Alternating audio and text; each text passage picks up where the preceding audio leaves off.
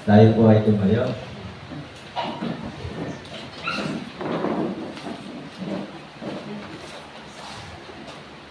Muli, buksan po natin ang ating po mga Bible sa John chapter 3. Basahin po natin ang verse 12 to 21. John chapter 3.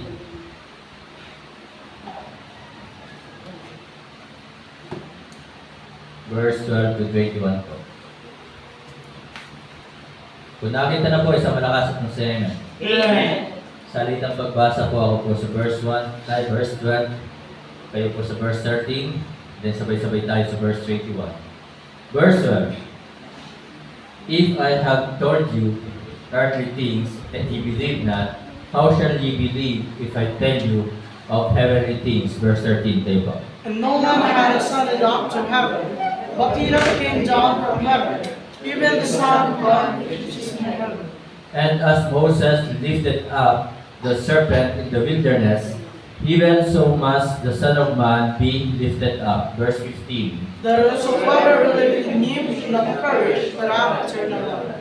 For God so loved the world that he gave his only begotten Son, that whosoever believeth in him should not perish, but have everlasting life. Verse 17. For God sent not his Son into the world to condemn the world, but that the world through him might be saved. He that believeth on him is not condemned, but he that believeth not is condemned already, because he hath not believed in the name of the only begotten Son of God. Verse 19. And this is the condemnation, that light is come to the world, and men love darkness rather than light, because their deeds were evil. For everyone that doeth evil hateth the light, neither cometh to the light, lest his deeds should be reproved. Verse 21, altogether ready read. But he that doeth truth cometh to the light, that his deeds may be made manifest, that they are wrought in God. Tayo po lahat ay mupo, kumikip tayo po'y manalangin. Ama namin Diyos, sa langit muli kami po ay nagpupurit, nagpapasalamat. Salamat sa lahat ng kabutihan, katapatan mo po sa amin, lalo tigit sa lahat, sa kaligtasan na iyong kaloob, sa katubusan, kapatawaran ng aming mga kasalanan. Salamat sa iyong dakilang pag-ibig na inyo pong isinakripisyo, ang inyo pong bugtong na anak, walang iba kundi ang aming pong Panginoong Jesus. Salamat na tinubos kami, pinatawad kami sa lahat ng aming mga kasalanan. Sa oras na ito, kung meron po kayo nakikita ang anumang karumihan, kasalanan sa aming po puso't isipan, dalangin ko po na ito inyo pong linisin, at upang sa ganon matanggap po namin na may kagalakan ng inyong pong banal na salita. Patawad po kami, banal na Espiritu, at dalangin ko po sa oras na ito na kayo po siyang pumilos, gumawa sa aming kalagitnaan. Banal na Espiritu, kayo po siyang mangusap sa puso ng bawat isa, at sa mga nakakarinig po ng inyong pong banal na salita, na bahagina ng inyong pong banal na salita, ilusin mo po sila na kanila pong hanapin ang katotohanan, isabuhay ang katotohanan. At dalangin ko po sa oras nito, itago ko po akong muli sa inyong pong likuran. Ikaw ang siya makita at malulhati at maparangalan. Pagpalain mo po ang mga buhay ng bawat isa. Pagpalain mo po ang bayang ito na mataas na kahoy. Gamitin mo po kaming patuloy para sa inyong kaluwalhatian. Ito po ay aking dalangin sa pangalan po ng aming Panginoon Jesus. Amen. Pwede na po mga po. So, sabi po dito sa verse 16, For God so loved the world that He gave His only begotten Son. Ang title po ng mensahe ngayong hapon, God Loved Us. Tunay na tayo po ay inibig ng Diyos. At ngayon, paano po natin ito i-connect sa mensahe kanina po umaga? So, i-connect po natin ito na titingnan po natin ngayong hapon yung pag-ibig ng Diyos. At ngayong hapon po ay ating pong tatanungin ang ating pong sarili na tunay ba na tayo po ay nagmamahal sa Diyos? Sino ba ang tunay na nagmamahal sa Diyos? Sapagkat halos naman po lahat ng tao ay nagsasabing mahal po nila ang Diyos. Kung hindi po natin tunay na mahal ang Diyos, kung kulang po ang ating pagmamahal sa Diyos, ito po yung katotohanan na maglalayo sa atin sa ministry. At nasabi ko nga po kanina, maraming Kristiyano na wala sa ministry. Bakit? katotohanan na kulang ang kanilang pananampalataya, maliit ang kanilang pananampalataya, hindi buo ang kanilang pagmamahal sa ating Diyos. Yung pag-ibig nila sa Diyos ay maliit. So, mas inibig nila ang kalayawan sa mundong ito. Merong mga Kristiyanong dating kasama sa Bible Institute. So, ang Bible Institute ay may consider po natin na ito po ay ministry. Sapagkat dito po ay patitibayin, palalakasin ang pananampalataya ng bawat isa. Tayo bilang tayo po ay nagbabahagi ng kaligtasan, nag-aakin ng kaluluwa. So, hindi po natin sila hinahayaan lamang na basta na lamang umattend diyan or kailangan po sa kanila yung discipleship na tinatawag. Kasi kung hindi sila titibay sa pananampalataya, ito yung magtutulak or ito yung magiging dahilan o ito yung katotohanan na magiging dahilan para sila ay mawala sa gawain. Kaya ang Bible Institute, ito po ay may consider po natin na ministry. Ito po yung programa para do sa mga inakay, do sa mga naligtas, na sila ay tumibay sa kanilang pananampalataya. At ang Bible Institute nga po, malaki na naging tulong nito sa akin sapagkat dito ay marami akong natutunan na napakahalaga. Siyempre, lahat naman ay tuturo dyan ay mahalaga. So, ang Bible Institute ay malaking tulong sa buhay ng bawat isa upang lumalim ang relasyon sa Diyos, upang tumibay ang pananampalataya sa Diyos. Kaya talagang discipleship, ito po ay mahalaga. So, di ba kapag nag-share tayo ng salvation, ang isang tumanggap kay Kristo ay kinukonsider natin as faith Christian. Sa natin yung makikita, yung na sila ay katulad ng isang sanggol. I think sa 1 Peter pa yun, chapter 1, verse, parang hindi yata is chapter 1. 1 Peter chapter 2, tingnan nga po natin, verse 2, tama ba? So,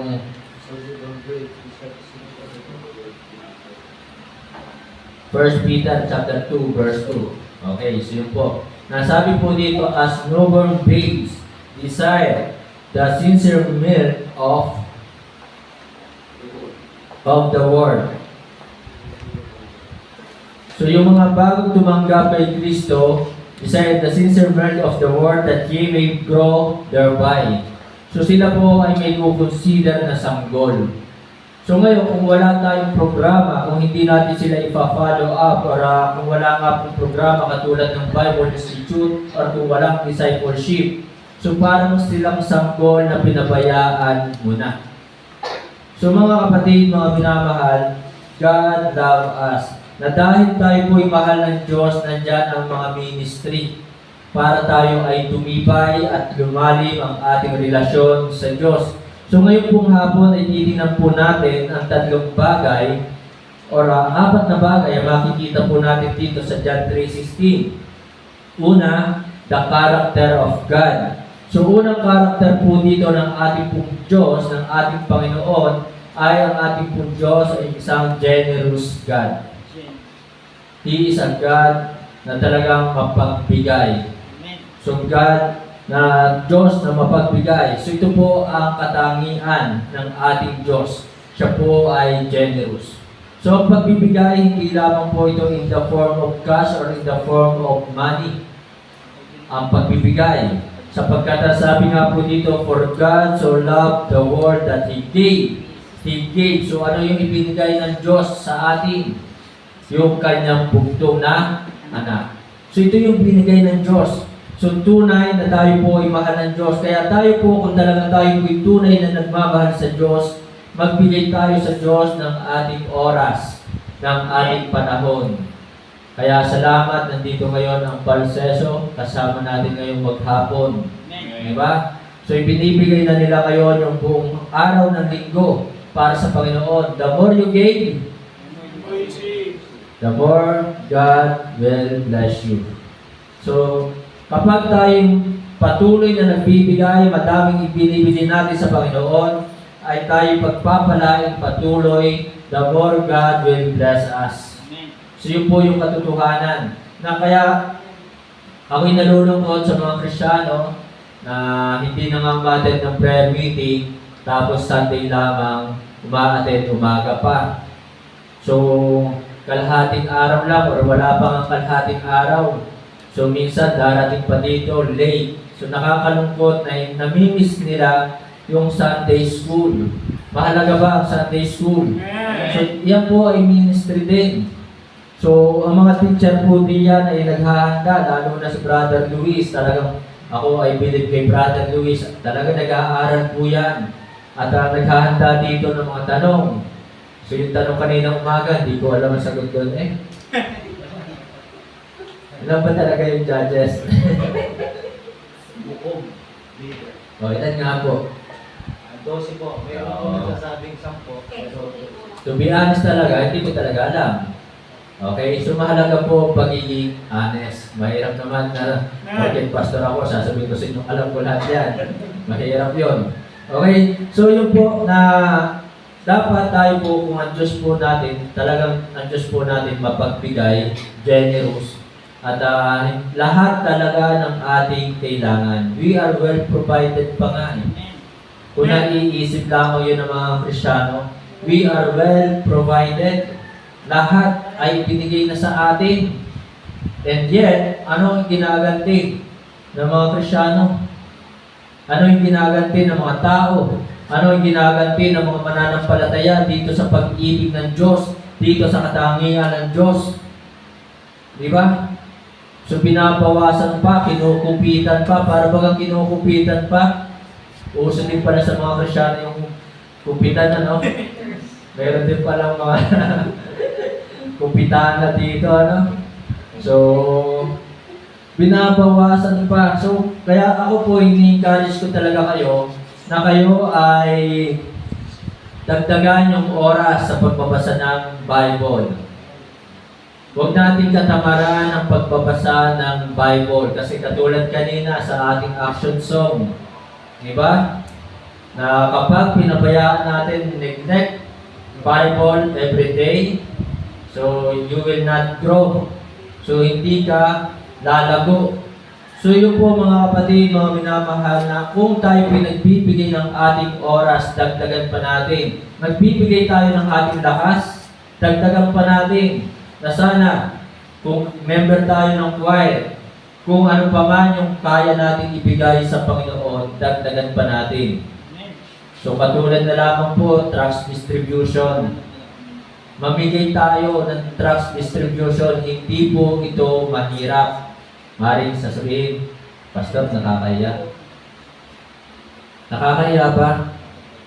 Ang Panginoon nga, hindi po nahiya. Tingnan niyo po yung Bible sa Hebrews chapter 12, verse 2. Sabi po doon talagang despising the shame. Na talagang winalan po niya ng halaga yung kahihiyan. Hindi po niya inisip yung kahihiyan na kanyang sasapitin. Pinasa ng krus kahit walang kasalanan. Tinanggap ang panlilibang, panloloko ng mga tao kahit walang kasalanan. Despising the shame. Tapos tayo ngayon, magdala lang ng Bible, nahihiya pa. Magbasa lamang ng Bible, nahihiya pa. Mag-pray lamang, nahihiya pa. Magsuot lamang tayo ng formal, nahihiya pa. So, despising the shame ang ginawa ng ating Panginoong Jesus. Winalan ng halaga yung kahihiyan. Kaya mga kapatid, mga minamahal kung talagang mahal natin ang Diyos at tayo binigyan ng napakaraming bagay sa mundong ito, maging mapagbigay din po tayo. So minsan, ang ginagawa ng tao, binibigyan lamang kung sino yung karapat-dapat. Pero ang Diyos, sabi nga po dito, for God so loved the world. So, wala po siyang tinangi, wala siyang pinili. Talagang ibinigay para sa mundo, para sa ating lahat, yung kanyang bugtong na anak. So, minsan ang ginagawa ng tao, bibigyan ko ito. Bakit? Mabait.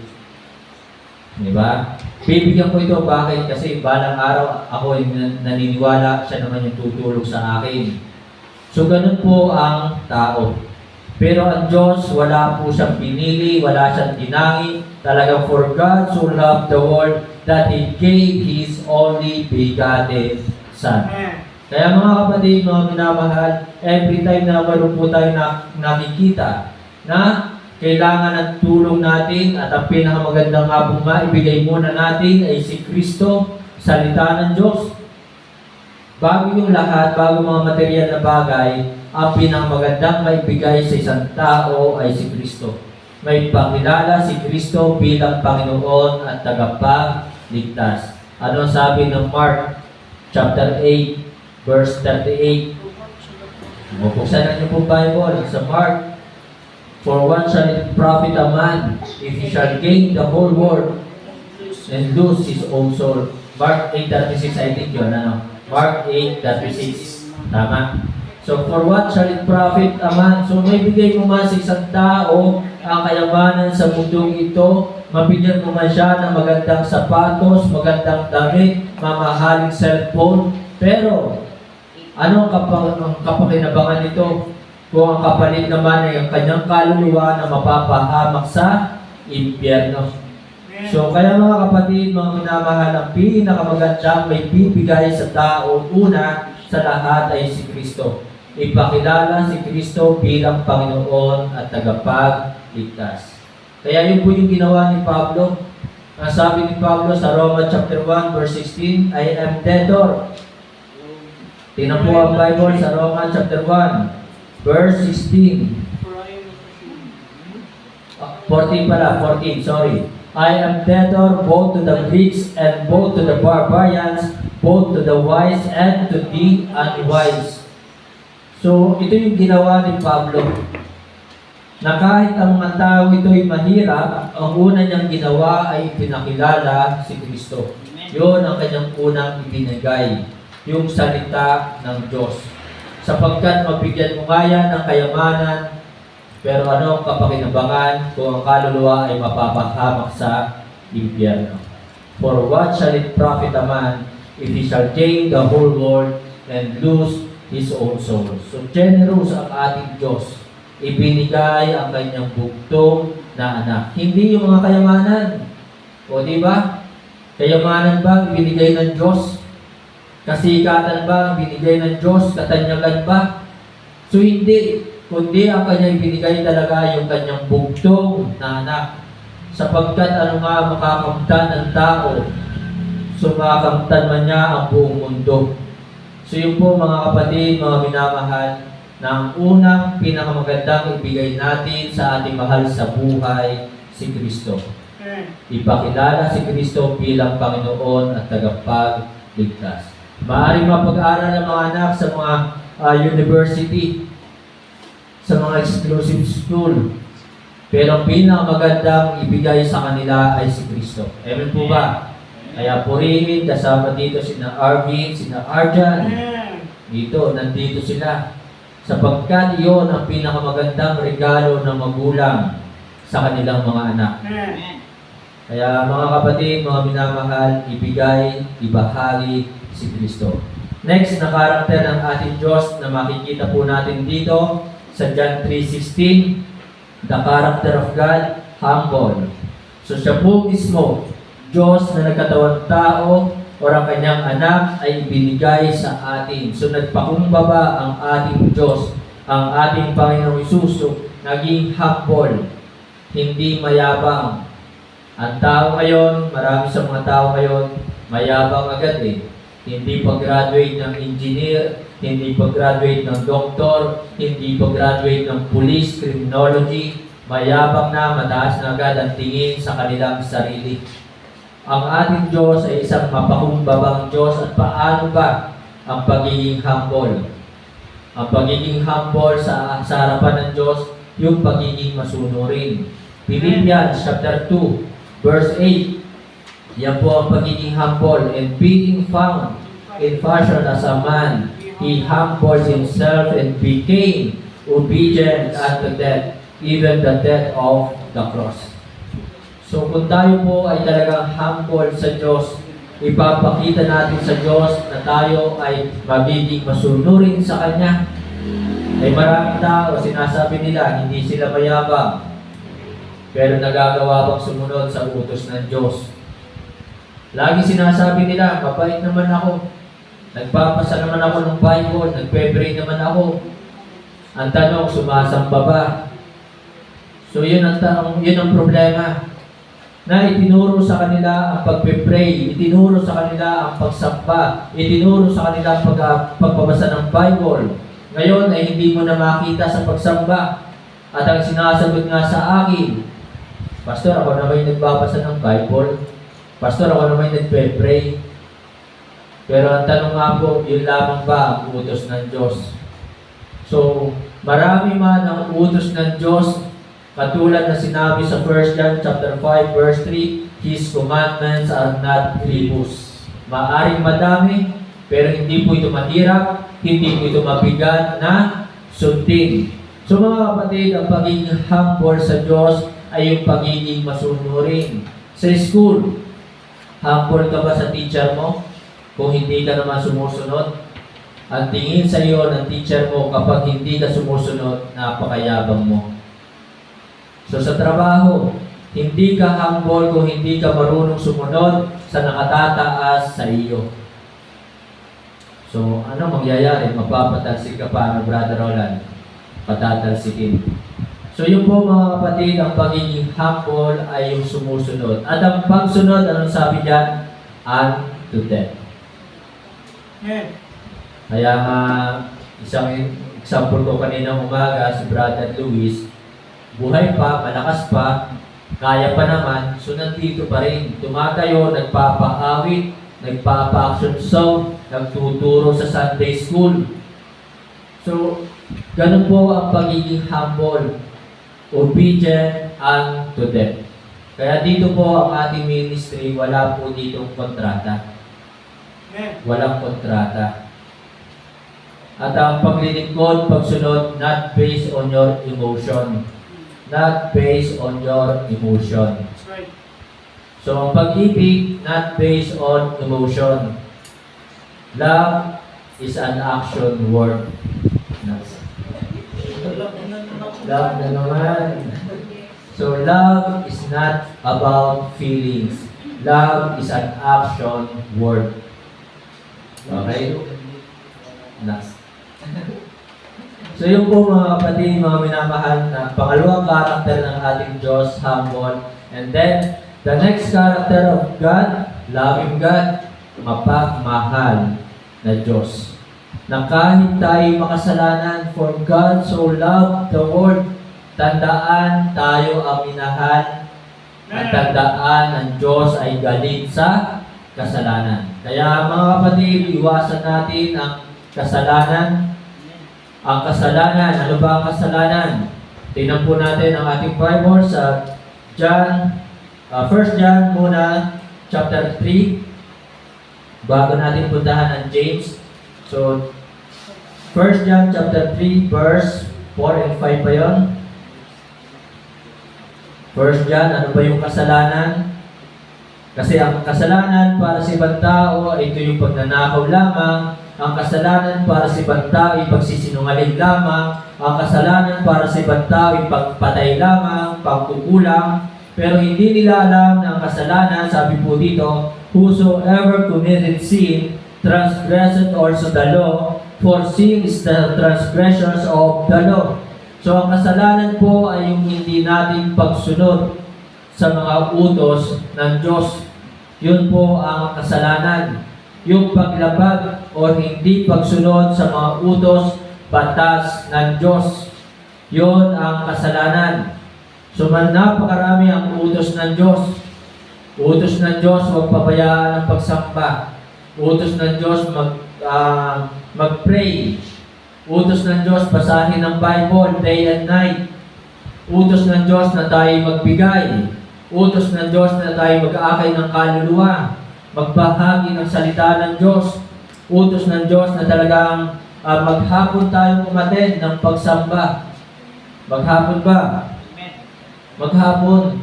Kaya nga, kina Pablo nga, hindi lang maghapon eh. Hanggang hating gabi. Bakit? Eh, anong araw ba pamaya? Pamaya hating gabi. Hanggang 11:59. Anong araw pamaya? Sunday. Sunday pa rin. O kaya talagang hating gabi, sa pangangaral ni Pablo, mayroong nahulog, nakakatulog. Kaya gisingin ang mga inaantok. Diba? Baka pamaya, magkabukol yan, gisingin, tapik-tapikin. So, yun po ang pangangaral talaga noon, diba? Kasi pamaya, hanggang pamaya, linggo pa rin naman eh. Tama ba? Pamaya bang alas 7 o alas 8, Lunes na papamaya? Diba? Hindi. Linggo pa rin po hanggang pamaya. Kaya talagang noon po ang pagsamba at hanggang ngayon naman talaga dapat ang pagsamba ay maghapon. So meron ba prayer meeting sa Bible? Meron din po. Saan nyo makikita? Sa Acts. Kuya Luis, saan nga yun sa Acts? Chapter 2. Tingnan nga po natin yung Acts chapter 2.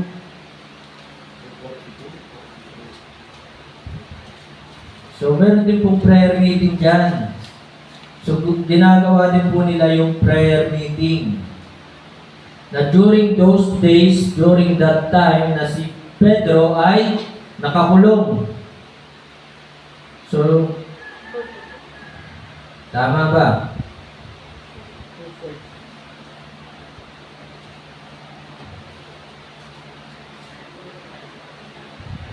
Binanggit po niya yung they are gathered together praying.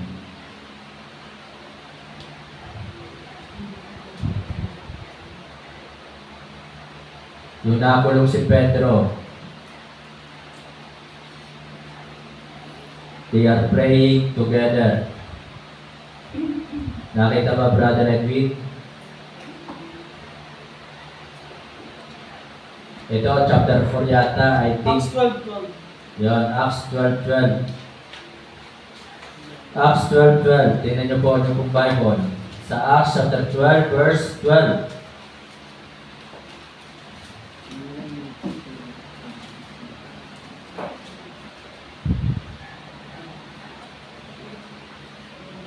Verse 12, sabi po ng Bible, and when he had considered the thing, he came to the house of Mary, the mother of John, whose surname was Mark, where many were gathered together praying.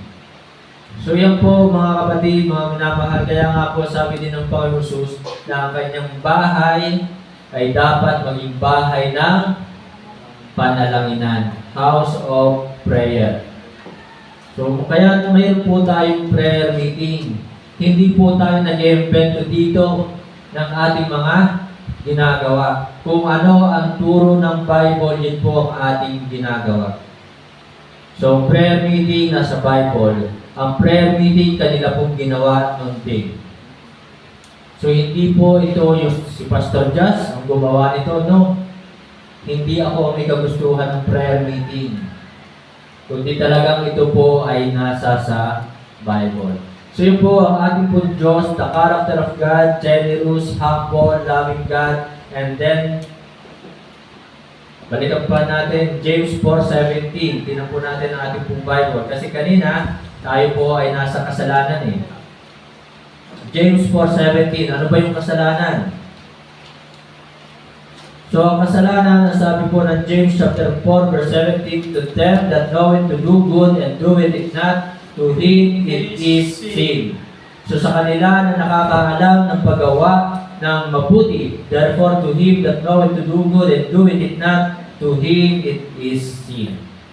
So alam natin mabuti ang pagsamba. Alam natin mabuti mag-aral na salita ng Diyos. Alam natin mabuti ang magbahagi ng kaligtasan. Alam natin mabuti ang magbigay. Alam natin mabuti ang tumulong. Pero hindi natin ginawa, it is sin. Ito ay kasalanan. Alam natin kung saan natin itatapon ang basura. Diba? Saan ba dapat itapon ang basura? Sa basurahan. Pero saan itinatapon? Sa gilid-gilid, sa ilalim ng upuan, sa singit-singit. So, it is sin. Diba? May nakita ng basura, hindi pa dinampot, dinagdagan pa. It is sin. Ito ay kasalanan. Hindi nag-bless sa magulang, hindi nagpaalam, it is sin. So magpapaalam sa magulang, magbe-bless, magpapasalamat. So hindi nagpasalamat, ito ay kasalanan. Hindi na mo po. Diba? Ha? Lagi na lamang ha. So it is sin. So yun po mga kapatid, mga minamahal, na tayo kahit tayo makasalanan, still minahal pa rin tayo ng Diyos. Ito ang karakter ng Diyos. Nais din ng Diyos na gawin natin. Matthew chapter 5 verse 44. Talagang napakaganda po ng mga talata sa Bible. Matthew 5:44. Anong sabi? Love your enemies. Diba? Do good to them that hate you. Gawa ng mabuti. Ibigin ang kaaway sapagkat ang Diyos ay mapagmahal. Kaya ito rin po ang nais ng Diyos na dapat makita sa atin. Ang tao, iniibig lang nila yung mga taong kaibig-ibig sa kanila. But I say unto you, love your enemies, bless them that curse you, do good to them that hate you. So ginagawa lamang ng tao ngayon ang mga taong mabuti sa kanila. Pero kapag galit na sa kanila, hindi ginagawa ng kabutihan. And pray for them which despitefully use you and persecute you. Huwag tayong matuwa kapag ang ating mga kapatiran ay hindi na nakakaten. Diba? Huwag tayong matuwa kapag ang ating mga kapatiran ay hindi na natin nakakasama. Huwag tayong matuwa kapag ang mga kapatiran ay wala na sa ministry. So sabi po dito, pray for them. So ipag-pray po natin sila na sila po'y makakasama natin. Ipag-pray sila na sila'y lumago pong muli, magamit sa gawain ng Panginoon, sapagkat kung hindi sila magagamit sa gawain, sinong gumagamit sa kanila? Brother Araki, matutuwa ka ba na anak ko ay magagamit ng kaaway? Di ba hindi? So kung wala dito ang mga Kristiyano, so sila po ay nagagamit ng kaaway. Ang natutuwa sa kanila ay ang kaaway. Kung natutuwa ang kaaway, in contrast, nalulungkot ang ating Diyos. Kaya mga kapatid, bilang tayo mga Kristiyano, kung ang Diyos ay nalulungkot sapagkat wala dito si kapatid ngayon, na wala na sa ministry si kapatid, dapat ganun din po yung ating nararamdaman. Nagkakaroon tayo ng kalungkutan sa ating puso na, wala na si kapatid. Sayang.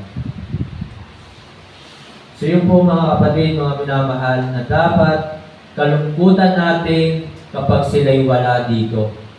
Minsan baliktad natutuwa pa, wala si kapatid.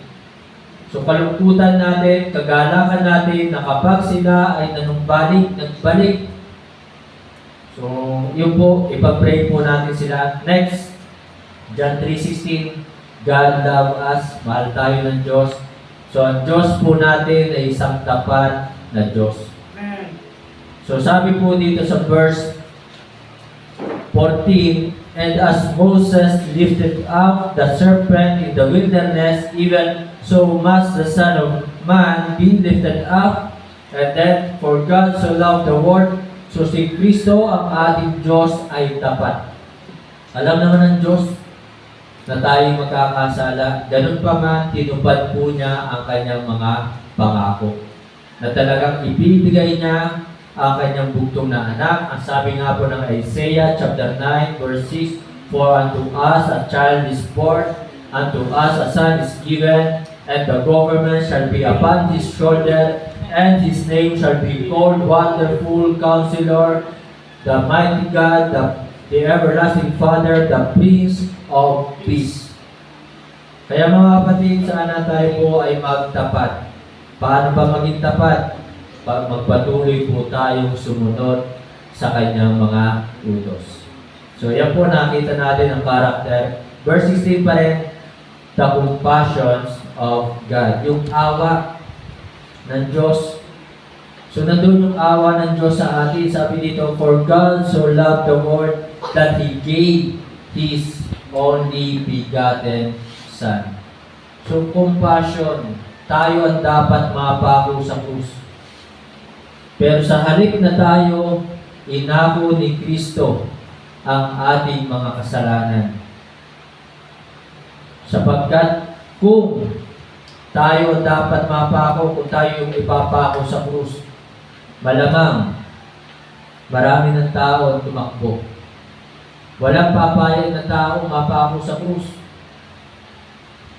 Sino sa atin ang gusto mapako sa krus? So, sabi nga ni Brother Luis, masakit na nga yung mapako sa paa. Diba? Ay sa krus pa. So, yun po yung awat habag ng Diyos sa atin. Na tayo, sa halip na tayo ang dapat mapako, subalit He gave His Son. Naawa ang Diyos sa atin. Ayaw ng Diyos na danasin natin yon. Napakaraming sugat, koronang tinik na bumaod sa ulo ni Kristo. Na siyam na oras na nakapako, nagbuhat pa ng krus. Yun yung awa niya sa atin. He gave His Son. He wanted to save the sinners. Ang kasalanan natin ay hindi mabilang. Pero ibinigay pa rin niya ang kanyang bugtong na anak. Binigyan pa rin tayo ng kaligtasan na after na maligtas, alam ng Diyos magkakasala pa rin tayo. Pero ganun pa man, naawa ang Diyos sa atin. Alam naman ng Diyos na talagang maraming Kristiyano tatama rin sumamba. Tinatamad ba? Diba? Sa tingin nyo, tinatamad ba maraming Kristiyanong sumamba ngayon? Tinatamad ba silang makinig ng salita ng Diyos? Tinatamad ba silang umattend maghapon? Yes. Maraming Kristiyano ngayon tinatamad. Sana tayo po ay talagang wag tamarin at wag magsawa. So yun po ang awa ng Diyos sa atin. Kahit alam ng Diyos na mas iibigin ng maraming Kristiyano ngayon mga bagay sa mundong ito, pero tayo ginaawa pa rin at binigyan tayo, sabi ng John 3:16, for God so loved the world that He gave His only begotten Son, that whosoever believeth in Him should not perish but have everlasting life. So tayo binigyan niya ng security. Yun yung kanyang awa. Na hindi niya inaalis ang ating kaligtasan. Kasi nga, naaawa siya. Bakit? Maganda ba sa impyerno? Malamig ba sa impyerno? May tubig ba sa impyerno? May pagkain ba sa impyerno? May dadalaw ba sa iyo sa impyerno? Wala, di ba? Wala. So yun po yung awa ng Diyos sa atin. Kaya basahin po natin ang Lamentations chapter 3. Tingnan niyo po ang Lamentations chapter 3.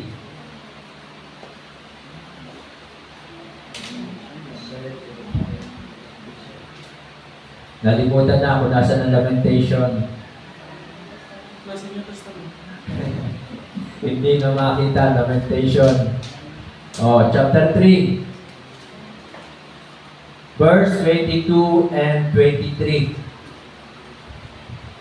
It is of the Lord's mercies. So mercy sa Tagalog, ito po yung kanyang awat habag o habag, that we are not consumed. So dahil sa Diyos, bakit buhay pa tayo? Dahil sa kanyang awa, habag sa atin. Because His compassions fail not. Ang kanyang habag ay hindi nauubos. So kahit matigas ang ulo natin, di ba? Minsan, kaya lang sumasamba kapag walang magawa sa bahay. Kapag hindi busy, yun yung ibang Kristiyano. Minsan, para bagang pampalipas oras na lamang ang pagsamba. Yun ang ibang Kristiyano. Pero ganun pa man, His compassion fail not. Hindi nauubos yung kanyang awat habag sa atin. Hindi tayo inaalsan ng kaligtasan. Kaya mga kapatid, mga minamahal, sana ang mga salitang ito, yung karakter ng Diyos, yung kanyang awat habag sa atin, ay magtulak sa atin na tayo patuloy na maglingkod sa Diyos. Pahalagahan ang ministry. Last, John 3:16. For God so loved the world that He gave His only begotten Son, that whosoever believeth in Him should not perish but have everlasting life. The covenant of God. Ito yung pangako ng Diyos sa atin, na tayo na mga sumampalataya sa Kanya, sa Kanyang bugtong na anak, ay mayroong buhay na walang hanggan. Ito ang pangako ng Diyos sa atin, na tayo ay ligtas, hindi tayo mapupunta sa impyerno. So it is true. Ito po ay totoo, tunay. Tunay ba? Say amen. Tunay po ito sapagkat marami ng mananampalataya. At ang unang-una nagsasabing ito'y totoo ay ang Bible, salita ng Diyos. Hindi po ako. Pangalawa pa lamang ako. Doon sa nagsasabing ito ay totoo. Ang una na talagang nagsasabing ito po'y totoo ay ang Diyos. Pangalawa, yung mga nanampalataya, sina Apostol Pablo. Ano sabi ni Apostol Pablo sa 2 Timothy chapter 4, verse 8, henceforth there is laid out for me a crown of righteousness which the Lord, the righteous judge shall give me on that day, and not to me only, but to all men, but to them also that love His appearing. So, nandun po yung pananampalataya, at sabi pa nga po ni Pablo sa 2 Corinthians chapter 5, tinan niyo po yung pong Bible sa 2 Corinthians chapter 5, verse 7 and 8, I think. 2 Corinthians chapter 5, verse 8. Ano po sabi po dito ni Pablo sa verse 8? We are confident, I say, and willing rather to be absent from the body and to be present with the Lord. So yung pananampalataya kay Kristo, yung pangako ng Diyos ay totoo. Nandoon malakas ang loob ni Pablo, nagtitiwala si Pablo sa Diyos, confident siya na kung mawala man siya dito sa katawang ito, mamatay man siya, siya ay makakasama ng ating Panginoon to be present with the Lord. So tunay po ito. Kaya mga kapatid, mga minamahal, ang pangako ito ng Diyos ay totoo. Genesis chapter 12, 1 to 3. Genesis, tingnan niyo po ang pangako ng Diyos kay Abraham. Tinupad ba? Tinupad ba ng Diyos? So sabi po ng Genesis chapter 12, verse 1 to 3. Kaya ako po yung papasalamat din po sa Panginoon na talagang nandoon ang kanyang mga pangako, tinutupad po niya. Now the Lord had said unto Abram, get thee out of thy country, and from thy kindred, and from thy father's house, unto a land that I will show thee, and I will make of thee a great nation. So yun po, kay Abraham nagsimula ang bansang Israel. Talagang tinupad po ito ng ating Diyos kay Abraham. And I will bless thee, and make thy name great. Dakila ang pangalan ni Abraham. Buong mundo pinag-uusapan ang pangalan ni Abraham. Kaya nga kahit sa action song, meron din tayo Father Abraham has many sons of Father Abraham. I was one of them, and so are you. Diba? So yun po sinabi po dito, and I will bless them that bless thee, and curse him that curseth thee.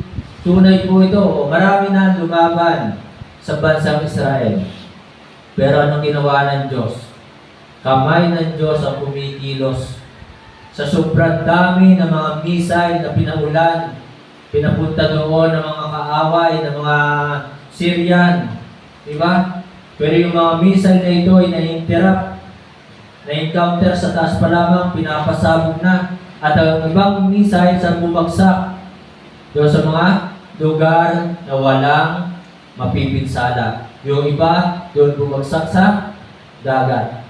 So kamay ng Diyos ang kumikilos po sa bansang Israel. Kaya tunay po na kapag tayo po'y susunod sa Panginoon, tutuparin ang pangako. Minsan, hindi nga tayo sumusunod Palyado pa, parang sasakyang luma. Ganun ang Kristyano. Palyado sa pagsunod. Pero ganun pa man, tunay ang pangako ng Diyos.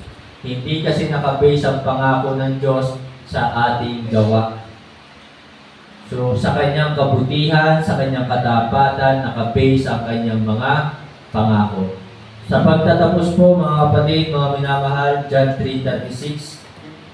So yun po, mahal tayo ng Diyos at nakita natin the character of God, the compassions of God, the covenant of God. Sa pagtatapos, John 3:36.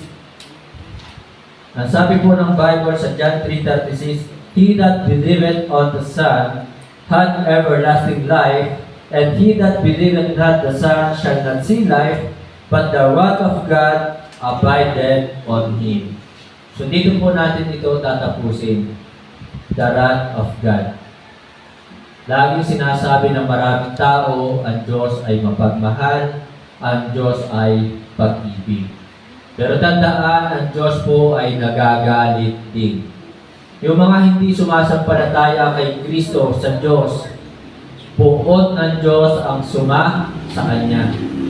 Kaya nakita po natin, doon po sa bansang California, dahil tinawag nila itong godless city, anong nangyari? Nasunog ang bansang California. Yun ang puot ng Diyos. So huwag kalilimutan, opo, ang Diyos ay pag-ibig, pero ang Diyos ay galit sa kasalanan. Tingnan po natin ang Bible sa Hebrews chapter 1, verse 8. Kaya tayo po bilang tayo mga anak ng Diyos, bilang tayo mananampalataya, matakot gumawa ng kasalanan. Hebrews chapter 1, verse 8. Hebrews chapter 1, verse 8. Nandiyan na ba kayo? Say amen? Amen. Verse 8. But unto the Son he saith, tama ba? That thy throne, O God, is forever and ever. A scepter of righteousness is the scepter of thy kingdom. Verse 9. Thou hast loved righteousness. Yan. Thou hast loved righteousness and hated iniquity.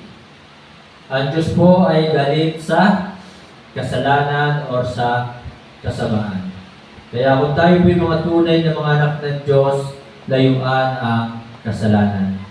And then, matakot gumawa ng kasalanan sapagkat ang Diyos nga po, sabi ng Hebrews 12, 6-7, last, tapusin na po natin. For whom the Lord loveth, He chasteneth, and scourgeth every son whom He receiveth. So pinaparusahan, pinapalo ng Diyos ang kanyang mga anak na iniibig na nagkakasala. If ye endure chastening, God dealeth with you as with sons. For what son is he whom the Father chasteneth not? Kaya mga kapatid, mga minamahal, naranasan ko na pumapalo. Masakit talaga mamalo ang Diyos. Pero salamat, pinalo ako ng Diyos. At yun po yung patunay ng kanyang pag-ibig sa akin. So ganun din po sa inyo. Kung nakaranas po kayo ng pagpalo, ipagpasalamat natin ito sa Diyos. To God be the glory, tayo po'y tumayo.